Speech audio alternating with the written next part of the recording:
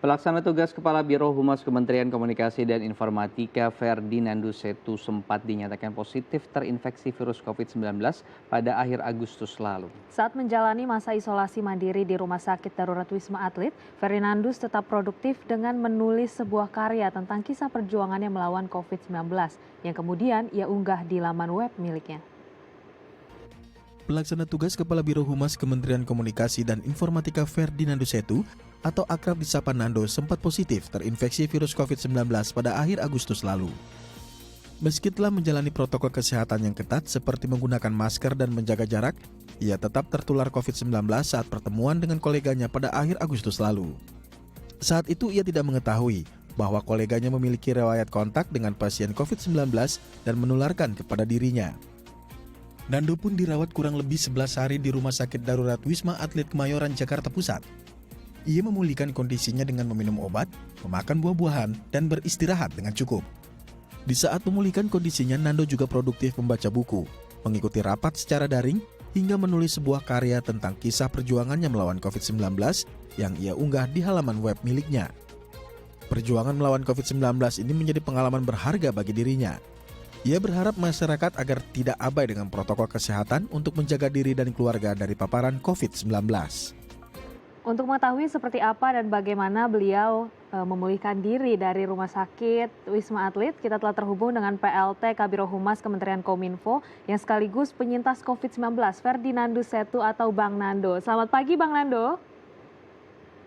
Selamat pagi Dai TV. Selamat pagi. Bang Nando, boleh diceritakan awalnya bagaimana sih teridentifikasi akhirnya positif COVID-19? Apakah memang sedang menjalani tes COVID secara berkala atau memang ada gejala fisiknya nih Bang Nando?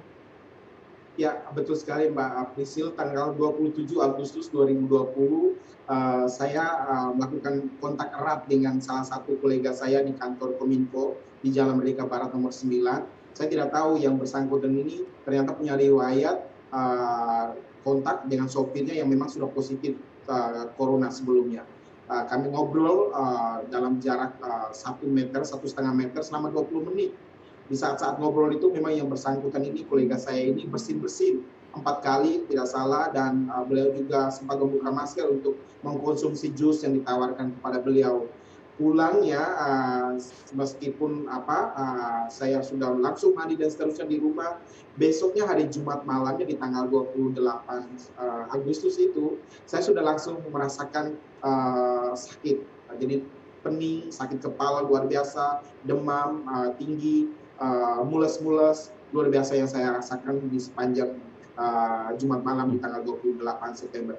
Lalu hari Seninnya di tanggal 31 Agustus kami bersama tim yang memang melakukan kontak erat tadi lakukan swab di salah satu rumah sakit, dan hari Selasanya tanggal 1 September dinyatakan positif COVID.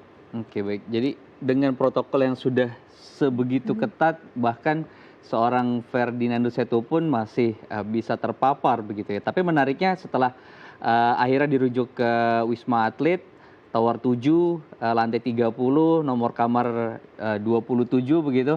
Akhirnya Bang Nando memilih untuk menulis kisah ataupun cerita selama menjalani masa isolasi di Wisma Atlet. Apa sebetulnya niatan akhirnya seorang Ferdinando Setu ini menuliskan sampai dengan 6 chapter di halaman web ataupun di sosial media milik Bang Nando?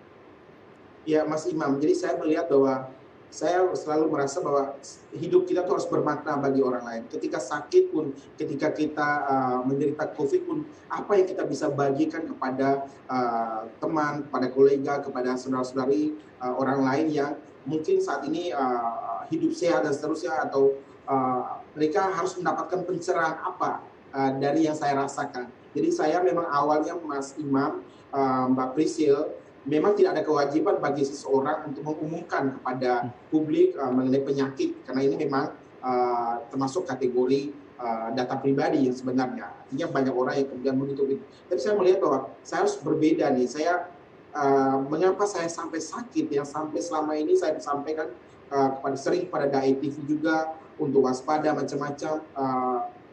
Tapi ternyata meskipun saya patuh sama protokol kesehatan, saya tetap kena. Nah, saya ingin melalui sakit yang saya derita selama lebih di Wisma Atlet tadi saya bagikan kepada teman-teman saya yang membaca website saya atau blog saya, sehingga kemudian mereka mungkin bisa mendapatkan pencerahan, gambaran betapa bahwa penyakit COVID ini memang ada, nyata, dan bisa menerpa kita. Yang patuh sama protokol aja bisa kena, apalagi yang tidak patuh sama protokol kesehatan. Itu sih poin saya dengan saya menceritakan apapun yang saya lakukan di Wisma Atlet, peristiwa kegiatan yang saya lakukan, obat-obat yang saya konsumsi, vitamin yang saya konsumsi, aktivitas termasuk olahraga, dan lain-lain yang selama saya lakukan di Wisma Atlet itu saya bagi kepada teman-teman melalui media sosial dan blog saya.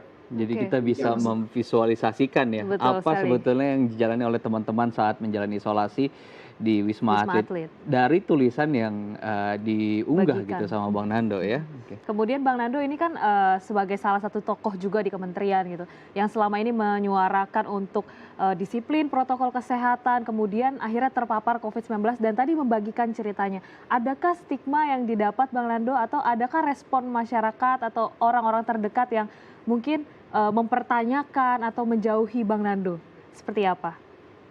Saya bersyukur ya Mbak Priscil, saya tidak ketika teman sedikit menjauh atau menjaga jarak dari kita pasca saya sembuh misalnya, itu saya melihat bahwa persepsi saya bahwa dia bukannya menjauh kita atau kita bukannya aib, tapi justru dengan itu menjaga agar kita dan dia itu memang jangan sampai terpapar oleh COVID. Meskipun saya sudah sembuh, meskipun artinya peluang untuk bisa terpapar lagi oleh COVID itu sangat mungkin. Sehingga saya selalu berpikiran bahwa ketika teman atau orang lain yang sedikit agak jaga jarak dari kita yang mantan penderita COVID, justru kita lihat sebagai hal sebaliknya untuk menjaga agar memang kan kita harus tidak boleh berdekatan. Jarak yang ideal itu 1,5 meter atau bahkan 2 meter. Ngobrol pun tetap asik, tetap menjaga itu. Jadi tidak melihat sebagai aib atau sebagai hal yang kemudian kita anggap aduh kok teman saya malah sebaliknya Pak Priscil Mas Imam. Jadi melihat ketika ada teman yang berusaha menjaga jarak itu malah bagus buat saya, bagus buat dia juga, bagus buat sesama. Oke, baik.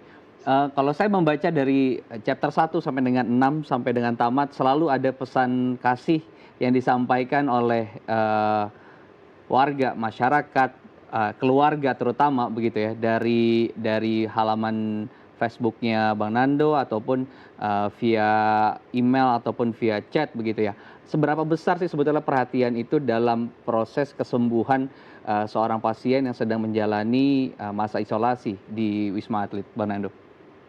Mas Imam, saya pikir itu luar biasa pentingnya. Dukungan, doa, support dari saudara-saudara, dari teman, dari kolega itu, dari keluarga, itu luar biasa penting bagi seorang penderita COVID. Saya jujur ketika menulis pertama kali, memposting pertama kali, saya sudah siap mental. Artinya saya bisa saja didukung, atau orang anggap biasa saja. Ternyata dukung luar biasa. Dukung itu dalam bentuk menelpon, memberikan dukungan doa dan seterusnya. Bahkan ada satu dari kampung saya di Flores sana, pastornya, pemimpin umat di sana, bahkan menggelar misa yang dikhususkan doanya untuk saya. Bagi saya itu luar biasa, artinya dukungan itu ada nyata, dan ketika seorang penderita itu mengalami sakit ini, doa, dukungan dari orang lain, dari sahabat, dari keluarga itu menjadi energi positif, menjadi motivasi yang luar biasa untuk proses percepatan pemulihan seorang pasien atau penderita. Oke, berarti ada dukungan yang luar biasa dari keluarga terdekat, teman-teman, dan juga bahkan ini doa bersama untuk kesembuhan seorang secara spiritual. Jadi gitu ya. afirmasi positif Betul. juga untuk pasien itu ya. Akhirnya mereka juga untuk Punya semangat untuk kembali pulih. betul. Kemudian Bang Nando sebagai penyintas, ada nggak sih pesan, kemudian mungkin tips supaya siapapun yang sedang terpapar COVID-19 sekarang punya semangat yang sama seperti Bang Nando untuk pulih juga dari COVID-19? Ya, Mbak Priscil, betul. Jadi memang ketika seseorang dinyatakan positif COVID, itu bukan akhir segalanya. Bahwa penyakit ini bisa sembuh. Kita bisa keluar atau bisa sembuh dari penyakit ini jika kita patuh sama anjuran dokter. Obat yang disediakan dokter kita konsumsi. Karena memang dalam banyak kasus kita tahu bahwa ada banyak pasien yang malas mengkonsumsi obat yang diberikan oleh dokter. Saya benar-benar patuh. Setiap butiran obat yang disampaikan oleh dokter, saya konsumsi sampai selesai, sampai benar-benar dinyatakan sembuh. Kemudian minum vitamin, kemudian makan itu benar-benar pagi, siang, malam, kemudian olahraga ringan, berjemur, dan yang pasti tidur itu harus cukup. Saya benar-benar patuh ketika di Wisma Atlet diwajibkan tidur di jam 9 malam, yang selama ini saya di kehidupan di luar Wisma Atlet itu tidur jam 11, jam 12 malam. Saya di Wisma Atlet saya benar-benar berusaha untuk tidur di jam 9 malam, bangun di jam 5 pagi. Oke. Kebiasaan pola hidup sehat itu yang saya lakukan di Wisma Atlet dan ikuti terus di kehidupan saya selanjutnya di luar Wisma Atlet, sehingga kemudian saya berharap saya dan teman-teman sekalian tidak terpapar COVID-19. Baik, dan satu lagi yang digarisbawahi dari tulisan Bang Nando adalah kita bersyukur karena kita menjadi penyelenggara untuk Asian Games kemarin, sehingga kita punya fasilitas seperti itu ya Bang, Betul yang akhirnya sekali. bisa dimanfaatkan untuk para pasien menjalani isolasi di sana. Terima kasih Bang Nando sudah berbagi inspirasi di Halo Indonesia. Kita harapkan juga lebih banyak lagi nanti masyarakat kita yang aware menerapkan 3M ya, atau protokol kesehatan, dan juga tadi ketika mereka sudah terpapar punya semangat sembuh yang sama seperti Bang Nando. Terima kasih Bang Nando. Terima kasih Mas Imam, Mbak Prisil. Ya pemirsa, usai jeda kita akan berbincang tentang pertanian lahan pembibitan di tengah ibu kota. Tetap bersama kami di Halo Indonesia.